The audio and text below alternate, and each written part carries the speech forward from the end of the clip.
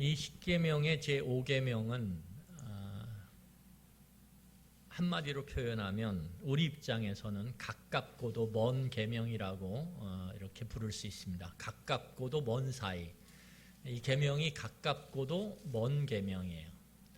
이 가깝다라고 하는 까닭은 무엇이냐면 효사상 때문에 그래요. 효사상 때문에.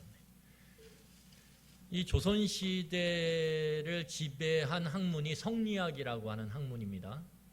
공자로부터 나온, 맹자로부터 나온 그 성리학이 조선시대를 지배하게 되는데, 그 조선시대를 지배하는 성리학 가운데서 가정윤리를 설명하는 그런 내용들이 있어요. 그 가정윤리의 대표적인 덕목이 뭐냐 하면 효예요. 효. 그래서 이 성리학의 가정윤리 면을 딱 보면 거기에 효라는 게 탁 박혀 있습니다. 그래서 조선시대로부터 지금까지 효라는 것은 우리 삶 가운데 굉장히 익숙한 사회 통념이고 사회적 윤리체계죠. 그래서 이 조선시대 고려 말에 지어졌는데 조선시대에 널리 읽혀졌어요. 그 책이 뭐냐 하면 명심보감이라고 하는 책입니다. 요즘도 읽어요. 명심보감. 이게 고려 말에 지어진 거거든요. 신진사대부에 의해서 성리학을 받아들인 그들이 이 명심보감을 편찬을 해가지고 그게 조선시대로 넘어오면서 아주 사회에 깊숙이 스며들었어요. 그리고 많은 사람들이 그걸 읽었습니다. 요즘도 명심보감 많이 읽어요, 아이들.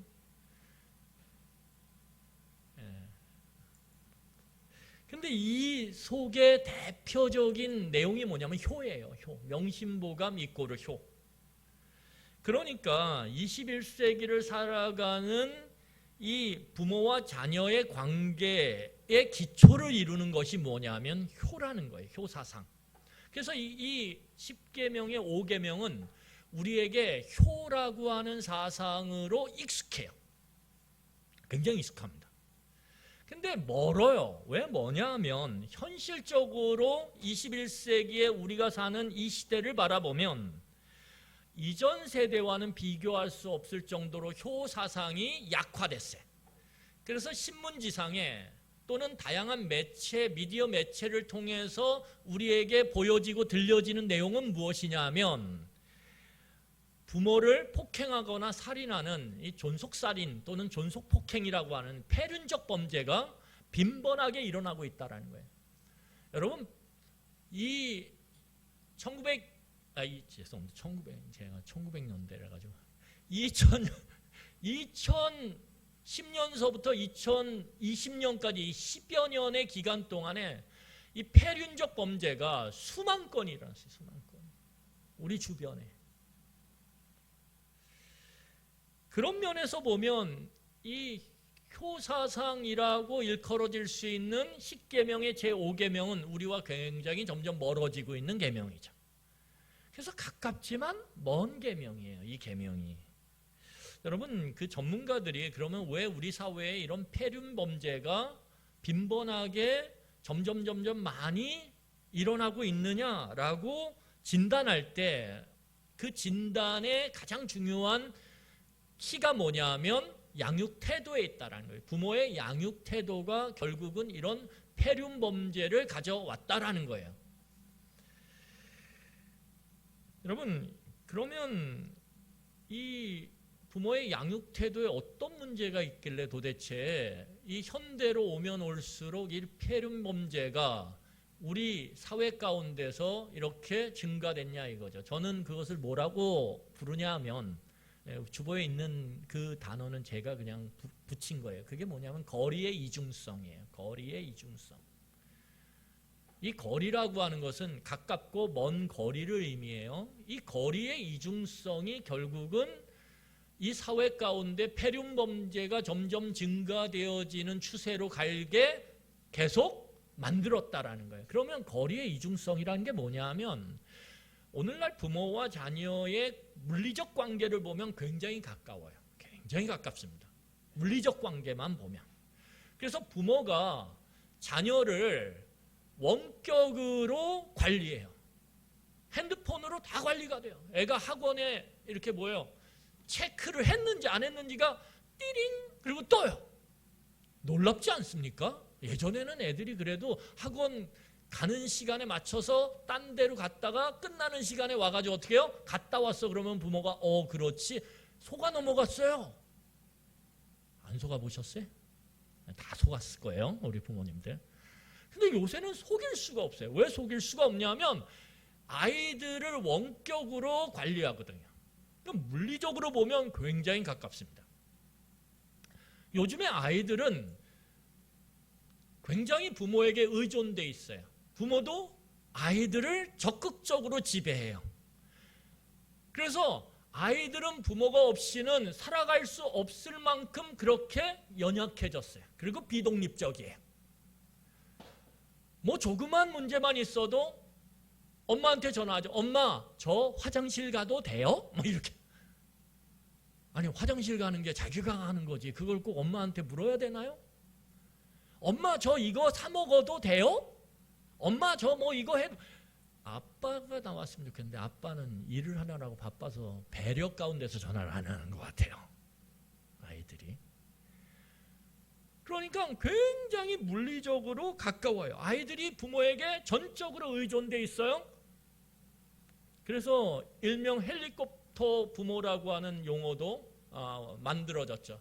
부모가 헬리콥터처럼 애들 머리 위에 계속 뱅뱅뱅뱅뱅뱅 돌아요. 그런데 소리는 얼마나 큰지. 나 여기 있다! 막 이렇게 되죠. 그렇죠? 나 네 옆에 있어! 여러분 헬리콥터가요. 소리도 엄청나지만 그 바람이요. 일으키는 바람이 어마어마해요. 그래서 부모들이 자녀 옆에 있으면서 어떻게 해요? 나 있으니까 걱정 마. 그러면서 바람도 일으키고 치맛바람. 소리도 엄청 질러요. 내 자식을 누가 건드려! 막 이러죠. 하지만 놀랍게도 이 물리적인 거리는 가까워서 아이들이 부모에게 의존돼 있고 비독립적인데 부모는 아이들을 꽉 잡고 지배하는데 그런데 심리적, 내면적 거리, 보이지 않는 면에서의 거리는 굉장히 멀어지고 있다는 거예요. 점점 멀어져요.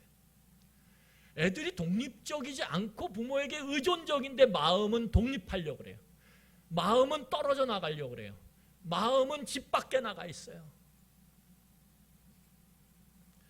그래서 부모와 자녀와의 마음이 끊어져 있어요. 아이들의 마음을 몰라요, 부모가. 부모가 아이들의 마음을 공감하지 못해요. 부모가 아이들의 마음을, 그 아파하는 마음을 함께 아파하지 않아요. 다 그런 거야. 크면서 그럴 수 있어. 네가 편해서 그런 마음 느끼는 거야. 밖에 나가봐. 얼마나 힘든 애들이 많은데 온갖 이유를 붙여대면서 그 아이들의 마음을 공감하지 않아요. 마음이 점점 멀어지는 거죠. 그래서 부모와 자녀 사이에 있어야 될 사랑의 마음이 미움과 반감의 마음으로 탈바꿈이 돼요. 여러분, 참 아이러니하지 않습니까? 왜 아이러니하냐면 이 거리의 이중성이 부모와 자식 관계를 파괴한다는 거예요. 부모 입장에서 보면 나한테 다 의존하는데 내가 없으면 저거 살 수 없는데 그래서 언제든 나한테 의존적으로 자기의 모든 걸 맡기고 나한테 요구하는데 마음은 어떻게 해요? 떨어져 있어요. 나를 미워해요. 부모를 가까이 하길 싫어해요. 문을 꽝 닫고 거실로 나오지 않아요. 뭔가 물으면 상냥하게 대답하지 않아요. 투명하게 단답식으로 대답해요. 예, 아니요. 그러니까 부모 입장에서 보면 어떻습니까? 내가 해줄 건 다 해주는데 서운하죠. 안 서운하세요? 내가 이렇게 해주면 내가 뭔가 애써서 그 자녀에게 뭔가를 내가 정말 나는 이거 안 하는데 나는 이거 진짜 비싸서 안 하는데 그런데 자식한테 해주고 싶어서 해줬는데 자식은 그거 탁 받고 어떻게 해요? 투명하게 고마워요. 그리고 탁 들어와요. 와, 서운하죠. 그런 것이 결국은 자녀와 부모 관계를 점점 갈라지게 만들고 파괴해버리는 거죠. 여러분, 그래서 이 효사상과 연결되어 있는 것처럼 보이는 이 10계명의 5계명을 교회에서 다루는 게 되게 부담스러워요. 왜 부담스럽냐면 이렇게 부모와 자식 관계가 갈라지고 파괴되어 있는 현상적인 모습 가운데서 이 제5계명은 아주 그 복잡하고 풀 수 없는 부모와 자식 관계 안에 일방적인 지침, 다시 말해서 부모 입장에서 부모 입장을 두둔하는 듯이 보이는 이 5계명을 설교한다라는 것, 가르친다라는 것이 상당히 불편하거든요. 어떤 부류에는, 어떤 부류일까요? 자녀의 부류에는. 그러니까 다 불편한 거예요. 왜요? 우리는 부모님과 동시에 자녀거든요. 그렇죠? 그러니까 불편한 거예요. 그래서 이 제5계명을 교회에서 설교하지 않습니다. 잘. 그러면 우리는 질문을 해야 돼요. 이 제5계명, 이 부담스러운 5계명을, 이 뜨거운 감자와 같은 5계명을 어떻게 취급해야 되냐 이거죠. 이걸 그냥 부담스럽고 불편하니까 그냥 치워두고 그냥 모른 척 해야 되냐 이거예요. 정말 이 10계명의 5계명이 효를 강조하는 계명이냐 이거예요. 효를 강조하는 계명이냐. 도대체 성경이 이 5계명의 진정한 의미에 대해서 뭐라고 우리에게 말하고 있냐 이거죠. 이 질문을 우리는 찾아가야 돼요. 답을. 우리 한번 같이 살펴보도록 하겠습니다. 자, 우리 본문 12절을 다시 한번 같이 읽어보도록 하겠습니다. 같이 읽겠습니다. 시작. 내 부모를 공경하라. 그리하면 내 하나님 여호와가 내게 준 땅에서 내 생명이 길리라. 여러분, 오늘 이 10계명의 다섯 번째 계명 5계명을 해석해서 우리가 바른 의미가 무엇인지를 찾아보기 위해서 두 가지의 내용을 우리는 먼저 살펴봐야 돼요. 꼭 기억하셔야 돼요. 두 가지. 이 계명에 담겨진 성경의 의미를 바르게 해석해서 우리에게 적용하기 위해서는 첫 번째 우리가 살펴봐야 되는 게 무엇이냐면 모세에게 이 말씀을 듣는, 다시 말해서 모세로부터 이 10계명의 말씀을 듣는 대상이 누구냐 이거예요. 다시 말해서 청중이 누구냐, 청자가 누구냐, 이것을 반드시 우리는 염두에 두어야 돼요. 왜냐하면 하나님으로부터 10계명을 받은 모세가 이제 백성들에게 이 10계명을 말합니다. 말할 때 그 말을 듣는 청자는 대부분 누구냐 하면 20세 이상의 장년이에요. 이 당시에. 그러니까 20세 이상의 성인들이 이 모세로부터 10계명의 말씀을 들었다라는 거예요. 그런 측면에서 보면 이 10계명의 말씀을 듣고 순종해야 되는 대상은 대부분 부모로부터 이제 독립되어져서 한 가정을 이루는 부모일 가능성이 굉장히 높다라는 거예요. 높다라는 거예요. 그러니까 이미 자신의 부모로부터 어떻게 해요? 일정한 독립을 누렸을 뿐만 아니라 삶의 주도권이 이미 자신에게 넘어온 상태의 청자들이 들었다라는 거예요. 물론 이스라엘 사회가 대가족 제도이기 때문에 그 부모의 영향력 아래 있죠. 있음에도 불구하고 그들은 독립적인 존재고 삶의 주도권을 어느 정도 자신이 넘겨받은 상태라는 것을 우리가 염두에 두고 이 본문을 봐야 된다라는 거예요. 두 번째는 우리가 이 12절의 말씀을 바르게 해석하기 위해서는 이 5계명이 어디에 있는지를 살펴봐야 돼요. 다시 말해서 5계명의 위치가 어디 있는지를 알아야 돼요. 자, 5계명의 위치는 우리가 이미 살펴본 것처럼 1계명서부터 4계명까지는 하나님과 관련된 계명이에요.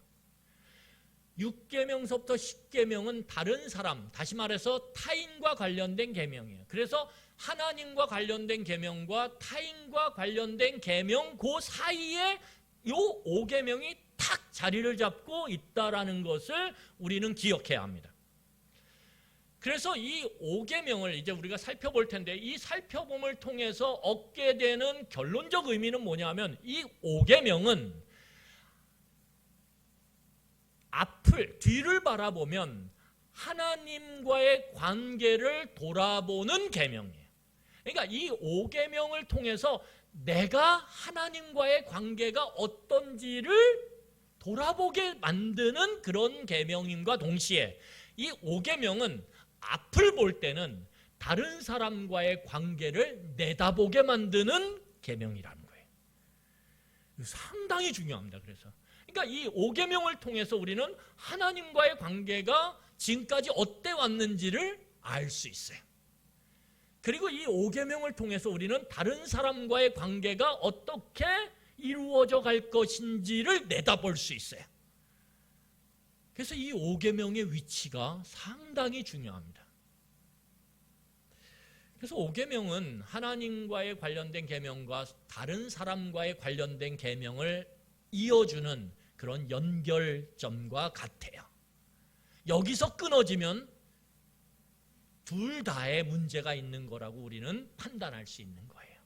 자, 그러면 우리가 이제 좀 더 내용을 이제 들어가 볼 텐데, 이 5계명의 핵심적 단어가 있어요. 그게 뭐냐면, 자, 여러분 핵심적 단어가 뭘까요? 5계명에 내 부모를 공경하라, 이 공경이겠죠, 당연히. 그렇죠? 그러면 오늘 성경의 제목도 제가 설교 제목도 경이라고 했잖아요. 그렇죠?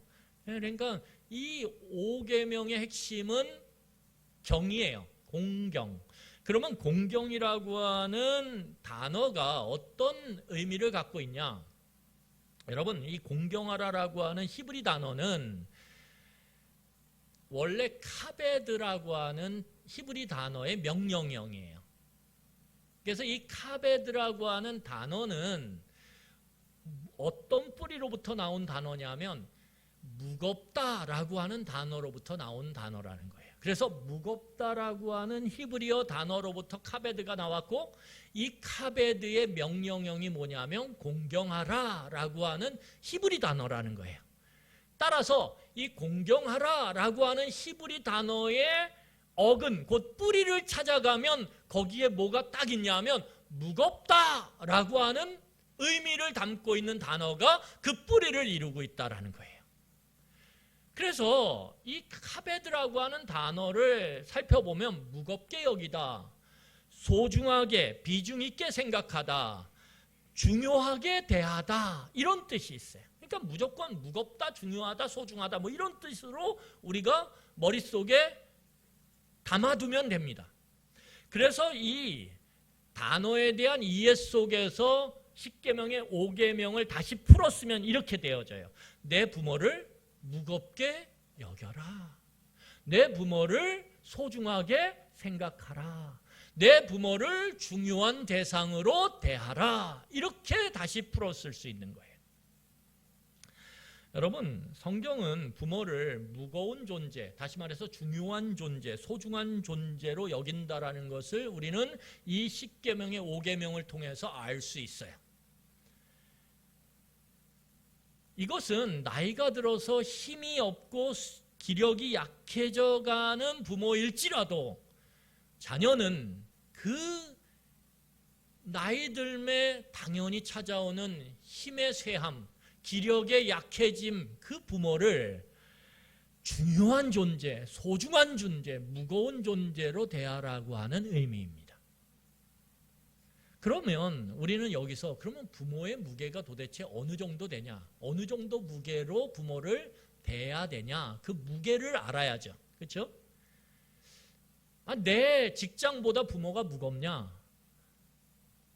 아니면 내 자녀보다 부모가 무겁냐? 부모의 무게가 도대체 어느 정도길래 내 삶에 중요하게 여겨지고 소중하게 여겨지는 다양한 것들이 있는데, 다양한 존재들이 있고 다양한 대상들이 있는데 부모의 무게는 거기에 비하면 어느 정도냐 이거예요. 그걸 알아야 우리가 부모를 어느 정도 소중하게 여기고 어느 정도 무겁게 대하고 어느 정도 중요하게 생각할지가 정해진다라는 거예요. 자, 그러면 성경은 뭐라고 얘기하냐면 잠언 3장 9절입니다. 우리 히터 좀 꺼주세요.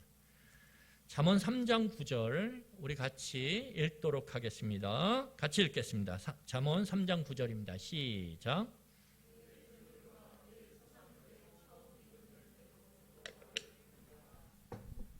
거기 뭐라고 얘기하냐면 내 재물과 내 소산물의 처음 익은 열매로 누구를 공경하라? 여호와를 공경하라. 여러분, 성경에서 이 공경하라, 카베드라고 하는 단어의 명령형을 쓰는 이 대상은 성경에서 딱 두 대상밖에 없어요. 공경하라 이 단어를 붙이는 대상은 누구를 공경하라? 다시 말해서 이 카베드라고 하는 단어의 명령형을 쓸 때 그 명령형의 목적어, 누구를 도대체 라고 할 때 그 누구를에 해당되는 대상은 딱 두 종류예요. 한 대상은 하나님, 또 한 대상은 부모예요. 이 두 대상에게만 이 단어를 씁니다. 그러니까 우리는 그걸 통해서 뭘 알 수 있냐면, 부모의 무게가 어느 정도에 해당되느냐? 어느 정도요? 하나님의 무게 정도에 해당되는 무게를 부모가 갖고 있다라는 거예요. 엄청나죠. 이 내용을 우리가 탁 받아들이는 순간 상당히 부담스러워져요. 갑자기 큰일 났다. 제가 이 설교를 하기가 얼마나 힘들었는지 준비하는데 아주 부담스러워가지고 우리 부모님이 여기 앉아 계시거든요.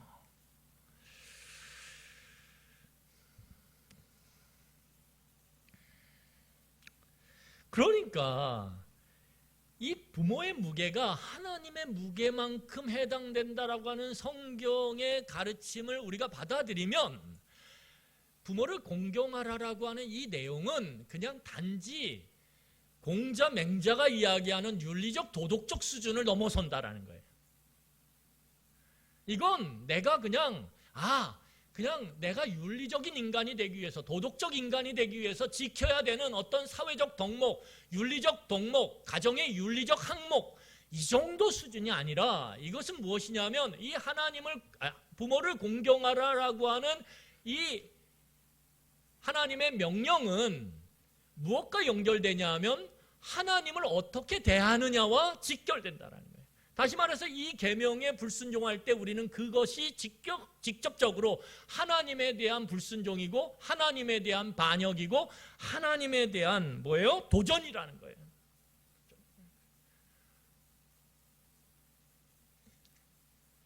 여러분, 아버지 어머니가 부부싸움을 하시죠. 여러분 아버지 어머니도 부부싸움을 하셨을 거고 여러분들도 부부싸움을 하시겠죠. 그런데 그 부부싸움을 막 해요. 근데 자식이 끼어들어가지고 그 어린아이가 아니면 좀 장성한 아이가 예를 들어서 엄마 편을 딱 들면서 아버지를 대적해요. 그 순간. 그런데 놀라운 현상이 일어나요. 엄마가 자식 편이 아니에요. 뭐라 그래요? 그 엄마가 이렇게 얘기하죠. 아버지한테 그러면 안 돼. 이상하지 않습니까? 이런 경험 없으세요? 우린 있어요. 대부분 있죠. 여러분, 놀랍게도 오늘 하나님은 뭐라고 얘기하냐면 네 부모를 공경하지 않는 게 누구를 공경하지 않는 거예요? 나를 공경하지 않는 거야 라고 일치시킨다라는 거예요. 마치 부모처럼. 네 아버지한테 그렇게 행하는 것은 어미인 나에게 그렇게 함부로 행하는 것과 같아 라고 그렇게 이야기한다라는 거예요. 그러면 우리는 이 부모를 공경하라고 하는 이 10계명의 제5계명이 구체적으로 무엇을 가르치는지를 한번 살펴봐야 돼요. 그래서 아까 제가 이야기했던 명심해야 되는 두 가지. 첫 번째가 뭐예요? 들었던 청자가 누구냐? 이 말씀을. 20세 이상의 어른이라고 그랬죠. 20세 이상의 어른은 이미 독립된 존재죠. 부모로부터 이미 떨어져서 독립된 가정을 이룬, 그래서 그들이 스스로 자발적으로 삶을 결정하고 선택하며 책임을 지고 일구어가는 성인이라는 거예요. 그런 측면에서 보면 이미 그들은 부모의 지배로부터 일정 부분 자유롭게 벗어난 상태라고 볼 수 있어요. 지금 이 말씀을 듣고 있는 사람들은. 그렇기 때문에 하나님과의 언약 관계 안에 들어있는 두 가지의 관계의 특징이 있다고 그랬어요. 여러분 꼭 기억하셔야 돼요. 첫 번째가 뭐냐면 지배적 관계예요. 두 번째가 사랑의 관계예요. 하나님과 이스라엘 백성의 언약 안에는, 그리고 그 언약 관계 안에 이 말씀의 계명 속에는 두 가지, 하나님이 지배자다, 하나님이 갑이라는 거예요. 너희들은 을이야. 또 하나는 그렇지만 그 갑을 관계가 일방적이고 포갑적이고 착취적인 그러한 관계가 아니라 뭐예요? 사랑의 관계라는 거예요. 그걸 우리가 비유적으로 알 수 있는 관계, 비슷하게 유추할 수 있는 관계가 부모와 자식 관계라는 거예요. 그런데 이 5계명에 해당되는 청자들은 이미 부모의 지배로부터 일정 부분 벗어난 상태란 말이에요. 그렇기 때문에 그들에게 이 언약 관계 안에서 남겨져 있는 강력한 관계의 핵심은 뭐예요? 사랑의 관계라는 거예요. 여러분 이걸 이해하셔야 돼요. 언약 관계 안에 부모와 자식도 언약 관계예요. 그 언약 관계 안에 들어있는 두 가지의 지배적 관계와 사랑의 관계라고 하는 이 특별한 관계성 안에서 이미 이 계명을 듣는 청자들은 지배적 관계로부터는 일정 부분 자유롭게 됐다라는 거예요. 그러면 뭐만 남았어요? 사랑의 관계가 남았다. 그래서 이 10계명의 5계명에 내 부모를 공경하라, 무겁게 여겨라, 중요하게 생각하라, 소중하게 대하라라고 하는 이 명령 속에 담겨진 큰 부분은 뭐예요? 사랑의 관계를 담고 있다라는 거예요. 여러분 그래서 이 사랑의 관계가 도대체 무엇이냐라고 우리는 볼 수 있는데, 그 사랑의 관계가 무엇이냐라고 생각할 때 우리는 첫 번째로 그 존재가, 그 대상이, 사랑의 대상이 어떤 형편에 있든지, 어떤 상황에 있든지, 어떤 모습에 있든지 그분들을 소중하게 여기는 것부터 시작된다라는 거예요. 여러분 사랑의 관계는요 뭘로부터 시작되어져요? 그 존재가 어떤 모습이든지 내가 그 존재를 소중하게 여기는 거로부터 시작된다는 거예요. 여러분들의 부모가 여러분들에게 아무런 도움이 안 돼요? 옆집 부모는 엄청 도움이 되는데, 내 직장에 내 옆에 책상에 있는 그 직장 동료는 그 부모가 너무 많은 도움을 주는데 왜 우리 부모는 나한테 아무 도움을 못 줄까? 그렇게 여겨져요? 그럼에도 불구하고 그것과 상관없이 부모는 소중한 존재라는 거예요. 성경이 말하는 게 그거예요. 부모의 존재는 소중한 존재다. 그분들의 형편이, 상황이, 모습이 어쨌든 상관없이 소중한 존재라는 것을 첫 번째로 우리에게 제시해요. 여러분 소중한 존재일 때 어떻게 되죠? 어떻게 될까요? 가까이 하게 되는 거예요. 소중한 존재일 때 가까이 해요. 제 아들이 이제 수능이 끝났어요. 수능이 끝난 다음에 이 아이가 그렇게 중학교 때부터 마음에 두고 소원했던 게 있대요. 그게 뭔지 얘기해 보라고 그랬더니 플레이스테이션을 해보고 싶다는 거예요. 얘 운동을 좋아하니까 피파라고 있어요. 그 축구 경기를 하는 게 있어요. 게임으로. 그걸 그렇게 하고 싶었대요. 근데 이제 시험 끝나고 자기가 그걸 사고 싶었다고 그래가지고 그러면 그래 사자고 그랬더니 요즘엔 너무 좋잖아요. 당근. 깜짝 놀래요. 내가 그거 알아보는데 당근 이래가지고 엄청 놀래가지고 제가 책 읽고 있는데 설교 준비하는데 당근 막 이러 깜짝 놀래가지고 제가 그래가지고 막 알아봤어요. 제 아내랑. 그랬더니 아빠 피파 5가 있어요. 5 요즘 나온 거예요. 그건 중고도 비싸요. 그러니까 피파 4 예전에 나온 거예요. 한 2년 전에, 한 2, 3년 전에 나온 것 같아요. 그거 괜찮아요. 저렴해요. 그래가지고 아유, 아들이 아주 그냥 얼마나 착한지 제가 피파 4를 중고로 이렇게 싸게 샀어요. 아이고, 그 중학교 때부터 갖고 싶었잖아요. 근데 그 중고를 또 그걸 좋다고, 아빠 거의 새 거에 가까워요. 그러면서 어떻게 하냐면 그거를 그냥 요즘에 계속 그거 합니다. 얼마나 가까이 하는지, 얼마나 가까이 하는지.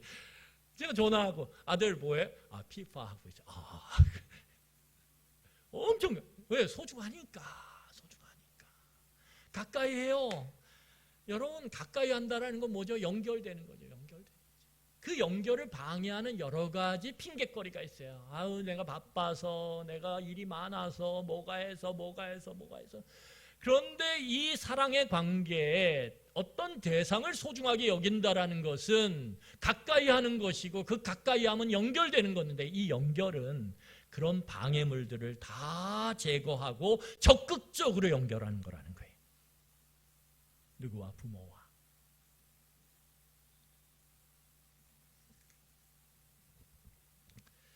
여러분, 더 나아가서 부모와 연결되어질 때 어떻게 하죠? 이제 힘을 가진 자녀가 힘이 점점 떨어져가는 그 부모를 어떻게 하는 거예요? 나의 자아를 주장하기보다는, 내 입장을 주장하기보다는, 내 생각을 주장하기보다는 그 부모, 약해진 부모를 배려하고 인정하고 용납함으로 돌보는 것, 그것이 사랑의 관계 안에서 이루어지는 모습이라는 거예요. 그런데 이게 어디서 그대로 이루어졌냐면 이스라엘 백성들이 애굽의 바로의 그 폭압 가운데 신음하고 있을 때 하나님이 이 이스라엘 백성들에게 그대로 행하신 거라는 거예요. 정말 보잘것없는 이스라엘 백성들, 바로에 의해서 정말 오늘 죽어도 장사 제대로 치루어줄 수 없는, 장례 제대로 치루어줄 수 없는 그런 노예 신분에 불과한 그런 보잘것없는 존재를 하나님은 너무너무 소중하게 여기셨어요. 남들이 너를 노예 취급해도 너는 내 백성이야. 하나님은 그렇게 이스라엘 백성들을 소중하게 여겨서 모세라고 하는 그 사람을 준비시켜서 그 사람을 보내요. 그리고 하나님이 모세를 통해서 바로와 그리고 애굽의 신들과 싸우기 시작하세요. 온갖 모욕을 당하면서도, 온갖 헛된 이야기를 다 들으시면서도 하나님은 모세를 통해서 그 싸움에 참전하시고 그 싸움을 기꺼이 싸우세요. 왜요? 그 보잘것없는 이스라엘 백성이 하나님 편에서 보면 너무너무 귀중했거든요. 하나님은 그들과 끊임없이 연결해요. 끊임없이 가까이 하세요, 그들을. 그리고 그들을 결국은 신의 산까지 데려와서 그들을 만나세요. 그리고 그들을 온 마음을 다해 돌보시죠. 이스라엘 백성들이 말도 안 되는 이야기할 때 이것들이 지금 이러지 않으세요. 하나님의 그 중심에 있는 본인의 뜻을 당장 요구하지 않으세요. 그걸 주장하지 않으세요. 어떻게 해요? 이스라엘 백성의 그 어린애와 같은 불평, 어린애와 같은 그 모습 그대로를 그냥 받아주세요. 그리고 채워주세요.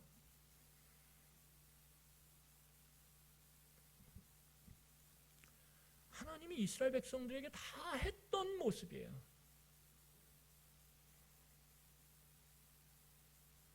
그걸 너희들이 느끼고 깨달고 알았으면, 여러분, 성경에서 중요한 게 뭐냐면 깨닫는 거예요. 깨닫는 거.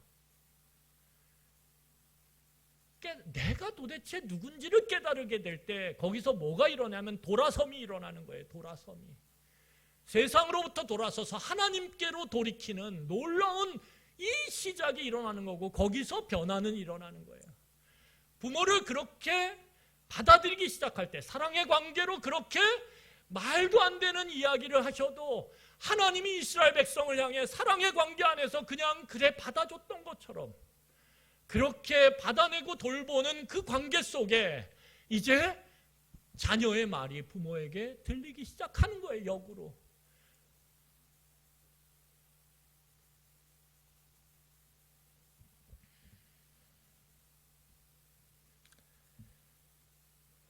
여러분, 그런데 이게 이 하나님의 지배권과 부모의 지배권 사이에 충돌이 일어날 경우가 있죠. 그런데 이스라엘 백성들은 없어요. 왜 없냐 하면 이스라엘 백성은 모든 백성들이 다 하나님의 언약 관계 안에 있거든요. 그러니까 부모든 자식이든 상관없이 다 하나님을 먼저 사랑하고 그의 지배 가운데 인정해야 돼요. 그렇기 때문에 모든 이 공경함의 순서는 하나님이 먼저고 그 다음에 부모예요. 이게 자연스럽단 말이에요. 그런데 우리가 살아가는 이 문화 가운데서는 어떨까요? 부모가 믿질 않아요. 하나님을 몰라요. 그런데 나는 하나님을 알아. 그럴 때 하나님과 나 사이의 이 지배권과 나와 부모 간의 지배권 사이에 충돌이 일어나냐? 일어날 수 있죠. 일어날 수 있죠. 그렇죠? 일어날 수 있어요. 그런데 그때 기억해야 되는 것이 뭐냐 하면 그럼에도 불구하고 성경은 끝까지 갔을 때 무엇을 얘기하냐면 사람은 절대화할 수 있는 대상이 아니라는 거예요. 사람은 오류의 가능성을 가진 존재라는 거예요. 그렇기 때문에 이렇게 하나님의 지배권과 부모의 지배권이 충돌하는 상황 속에서는 나는 하나님의 언약관계 안에 있지만 부모는 하나님과의 언약관계 안에 있지 않아서 생기는 충돌 가운데서 우리는 지혜롭게 선택을 해야 돼요. 그 선택의 기준은 뭐냐? 하나님의 지배권이 부모의 지배권에 우선한다라는 거예요. 그것이 10계명의 순서에 나타나 있는 거예요. 1계명서부터 4계명. 그리고 나서 5계명의 부모의 공경이 있다라는 거예요. 그래서 성경은 순서를 굉장히 중요하게 여겨요. 순서를. 뭐가 먼저냐 이거예요. 여러분, 우리는 이 본문에서 우리가 한 가지 더 살펴볼 내용이 있어요. 한 절 가지고 이렇게 하니까 여러분 되게 좀 그런데 그래서 제가 보니까 글이 괜찮아요. 쓴 게. 그래서 이거 다 읽고 그냥 읽어보시면 좋을 것 같은데 이런 생각이 들었어요. 그런데 제가 설교를 해야 되니까 조금만 우리가 집중을 하셔서 보시면 놓치지 말아야 될 부분이 있어요. 자, 우리 본문 12절을 한번 다시 읽겠습니다. 같이 읽겠습니다. 본문 12절 시작. 내 부모를 공경하라. 그리하면 내 하나님 여호와가 내게 준 땅에서 내 생명이 길리라. 우리가 살펴봐야 되는 한 가지가 뭐냐면 이 10계명의 5계명에 딱 찰떡처럼 붙어있는 복의 내용이에요. 이 10계명에는 뭐가 붙어있냐 하면 복이라고 하는 내용이 접착제로 탁 붙어있단 말이에요. 그러니까 이 계명을 순종하게 될 때 이 덧붙여진 복의 내용이 우리의 삶 가운데 이루어진다라는 거예요. 그러면 도대체 우리는 이 10계명의 5계명에 붙어있는 복의 정체가 뭔지를 알아야 우리는 이 계명의 중요성을 다시 한번 인식하게 되는 거예요. 자, 그러면 복의 내용이 뭐냐 하면 오늘 보니까 뭐예요? 하나님이 주신 땅에서 내 생명이 길다 이거죠. 여러분, 땅이 없는 사람에게 땅이 생겨요. 그러면 뭐라고 얘기하냐면 이렇게 얘기해요. 뭐라고 얘기할까요? 먹지 않아도 배불러. 여러분, 옛날 그 토지라는 소설책에 보면 땅이 없는 소작인들이 고생해서 1년 농사를 뼈 빠지게 져도 다 이 소작인이니까 그 주인이 다 뺏어가요. 착취해가요. 그러면 또 그 춘공기를 견뎌내면서 어마어마하게 고통스럽게 그렇게 살아가는 모습을 봐요. 그들에게 땅 한마디가 딱 주어진다. 어때요? 세상을 다 얻은 것 같죠. 이스라엘 백성은 땅 없는 백성이죠. 그 백성에게 거주할 수 있고 정착할 수 있고 농사 지을 수 있는 땅이 있다. 와, 이거는 그렇죠? 그런데 그 땅에서 생명이 길어요. 여러분, 생명이 길게 될 때 고대 사회에 나타나는 현상이 뭐예요? 자식들이 많아지는 거죠. 자식이 자식을 낳고 자녀가 자녀를 낳고 자녀가 자녀를 낳고 자녀가 자녀를 낳는. 그래서 생명이 기니까 내가 몇 대손까지 봐요? 3대손, 4대손, 5대손까지 보는 축복이 주어지는 거예요. 여러분 그런 자녀들이 땅을 일구면서 살아가요. 그게 뭐죠? 그게 복이죠. 복이죠. 그게 복이죠. 그게 이 고대 사회에서 사람들이 그릴 수 있는 최고의 복이 그거예요. 내 땅에서 농사를 지으면 내 식구들이 점점 늘어나서 같이 함께 농사를 짓고 추수를 하며 기뻐하는 노동요를 부르며 흥겹게 축제를 벌이는 것, 그것이 고대 사회에서 그릴 수 있는 최고의 복된 모습이라는 거예요. 오늘 그 모습이 이 5계명에게 딱 붙어 있는 거예요. 근데 여기서 문제는 뭐냐 하면 이 복이 이렇게 정해진 공식처럼 우리의 삶의 현실 가운데서 이루어지냐, 성취되어지냐? 의문이 딱 생기죠. 그렇죠? 물론 구약 시대에는 하나님이 복을 현상적으로, 물리적으로 주세요. 그래서 아마 구약 시대에 이 부분은 공식처럼 이루어졌을 가능성이 굉장히 높습니다. 그런데 신약으로 오면 그 성격이 바뀌어요. 다시 말해서 복의 성격이 변형된다라는 거예요. 그 복의 성격의 변형에는 어떤 분의 역할이 있냐면 예수 그리스도의 사역의 역할이 있어요. 예수 그리스도께서 이 땅에 오셔서 사역을 하시며 그 사역의 결과로 이루어진 게 뭐냐면 성령 하나님의 강림이에요. 성령님이 우리의 마음 가운데 오심으로 인해서 생긴 결과가 뭐냐 하면 이 복이 어떻게 됐다라는 거예요? 내면화가 됐다라는 거예요. 우리 깊숙이 들어왔다는 거예요. 여러분, 왜 돈을 많이 벌면 좋아요? 왜 자식들이 잘 되면 좋아요? 왜 내가 가진 물질과 명예가 높아지고 많아지면 좋아요? 거기서 우리는 안정감을 누리거든요. 거기서 우리는 두려움을 몰아낼 수 있는 힘을 갖게 되거든요. 결국은 사람들이 눈에 보이는 현상적인 풍요와 성취를 통해서 얻고자 하는 건 뭐예요? 내가 좀 더 자유롭게 되는 것. 그리고 내가 좀 더 평화를 누리는 것. 여러분, 돈이 있으면 자유로워져요. 그렇죠?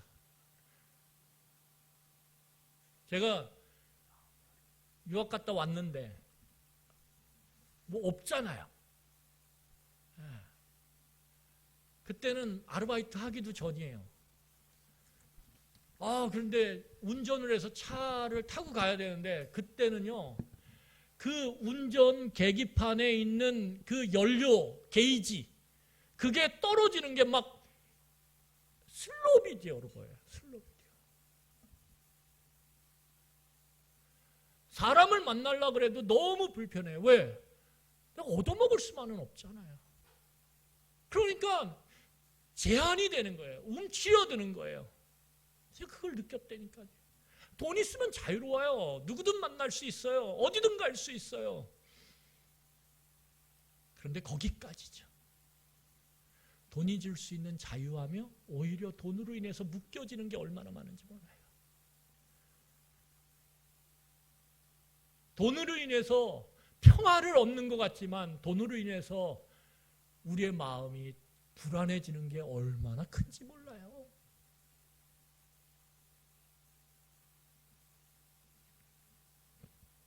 그런데 놀랍게도 예수 그리스도의 죽으심과 부활을 통해서 우리 가운데 오신 성령 하나님은 그러한 외적인 것과 상관없는, 그것을 넘어서는 자유와 평화를 우리에게 허락하신다라는 거예요. 이 복을 누리는 게 진짜 복을 누리는 거예요. 이 복을 누리는 게 진짜 키를 갖고 살아가는 인생이라는 거예요. 여러분, 이 세상 가운데 판이 변해요. 내가 서 있는 판은 내가 잘한다고 되는 게 아니에요. 여러분, 아이들이 이번 수능에서 열심히 했어요. 열심히 했는데 그 수능판에서 2022년 수능판에서 문제를 냈던 그 교수들이 국영수를 다 어렵게 냈어요. 판을 싹 바꿔버리니까 열심히 해왔던 아이들이 펜을 놔야 되는 상황이 오는 거예요. 이 땅 가운데서 내가 열심히 하고 내가 수고하고 내가 애쓴다고 내 삶이 자유와 평화를 누리는 삶으로 가냐? 그렇지 않아요. 내가 아무리 애써도요, 내가 뼈 빠지게 뼈를 갈아 넣어도요, IMF가 오면 모든 것이 푹 하고 꺼지는, 내 인생이 푹 하고 꺼지는 그 일이 일어나는 거예요. 그런데 오늘 뭐라고 약속하시냐면 예수 그리스도 안에 임하신 그 성령님은 우리 가운데 함께 하시며 그 모든 것과 상관없는 자유와 평화를 우리에게 주신다라는 거예요. 그리고 견뎌낼 수 있게 하시고 그 판이 변화될 때까지 우리로 하여금 견뎌내며 이겨내게 하신다라는 거예요. 이게 진짜 복이죠. 이게 진짜 복이죠. 근데 그 복이 어디로부터 온다고요? 부모를 공경하는으로부터 온다라는 거예요. 왜냐하면 여러분, 우리 한번 정리하겠습니다. 여러분, 이 5계명은 단순한 효를 얘기하지 않아요. 효는 내 부모를 공경합니다. 내 부모만, 내 부모한테 잘하는 거예요. 그것이 다른 사람에게 확장되지 않아요.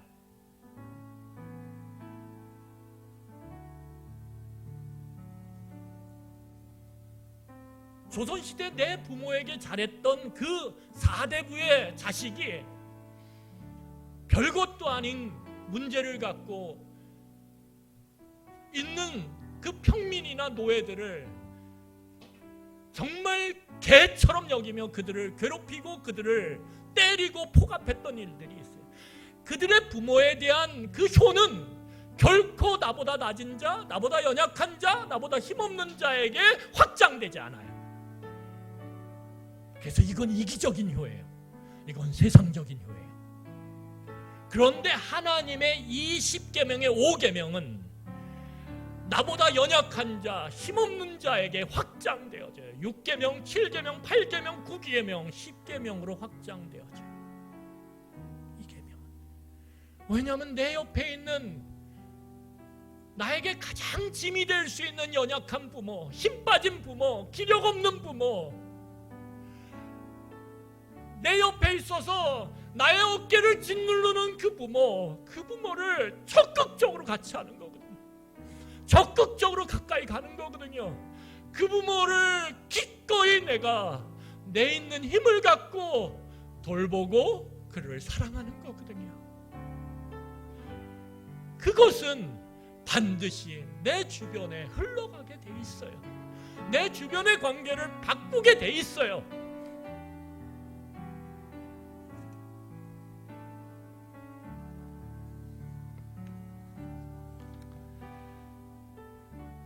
여러분, 5계명의 뿌리는 하나님에 관한 계명이에요.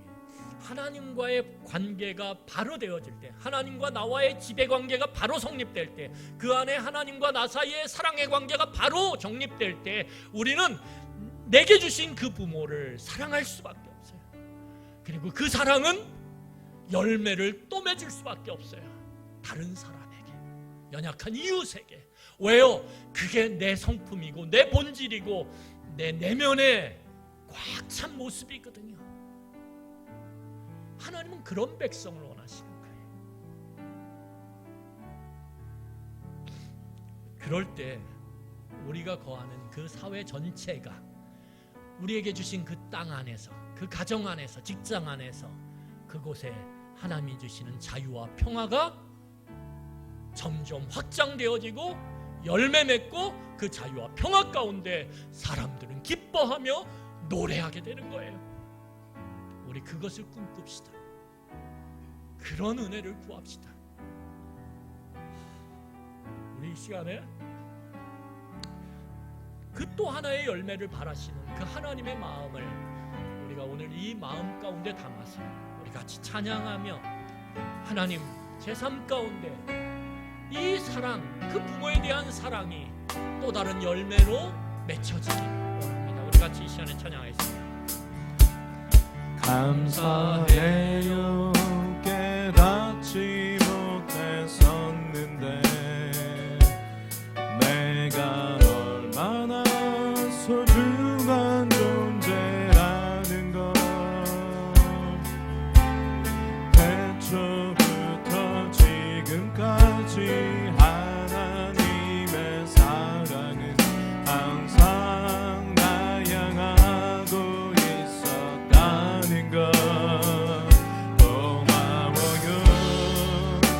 사랑을 가르쳐준 당신께 주께서 허락하신 당신께 그리스도의 사랑으로 더욱 섬기며 이제 나도 세상에 전하리라.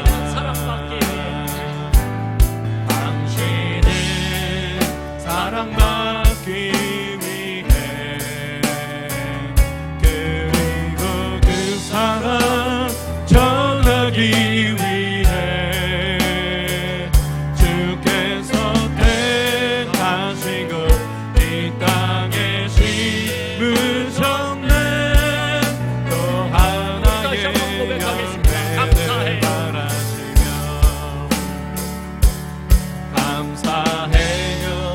깨닫지 못했었는데 내가 얼마나 소중한 존재라는 내가 얼마나 소중한 존재라는 걸 태초부터 지금까지 하나님의 사랑을 항상 알고 있었다는 걸. 그 사랑을 가르쳐준 당신께 주께서 허락하신 당신께 그리스도의 사랑으로 더욱 섬기며 이제 나도 세상에 전하리라. 당신은 사랑받기 위해 그리고 그 사랑 전하기 위해 주께서 택하시고 이 땅에 심으셨네. 또 하나의 열매를 당신은 사랑받기 위해 사랑받기 위해 그리고 그 사랑 전하기 위해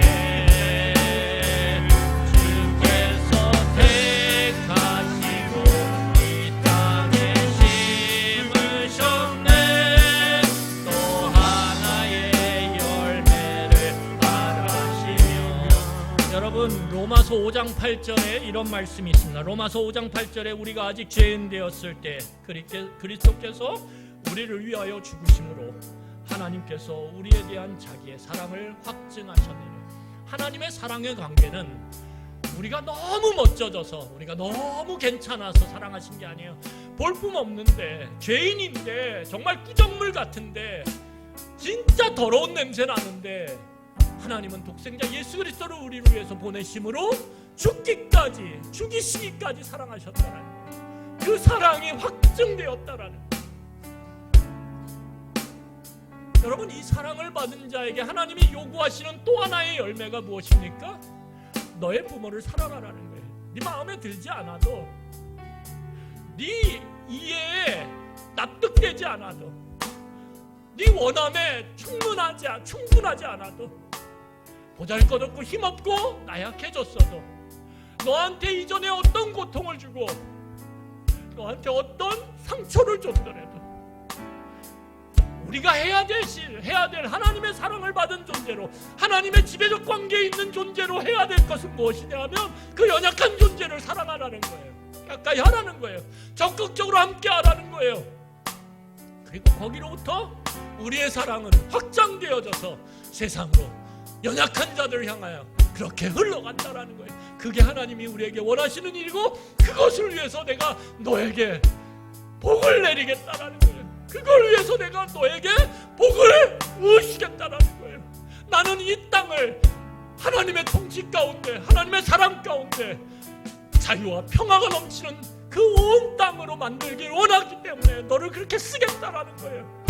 여러분, 우리 이 시간에 말씀을 기억하면서 하나님, 내가 또 하나의 열매를 맺는 그런 하나님의 자녀가 되게 하여 주시옵소서. 우리가 이 시간에 기도하도록 하겠습니다. 기도하시겠습니다.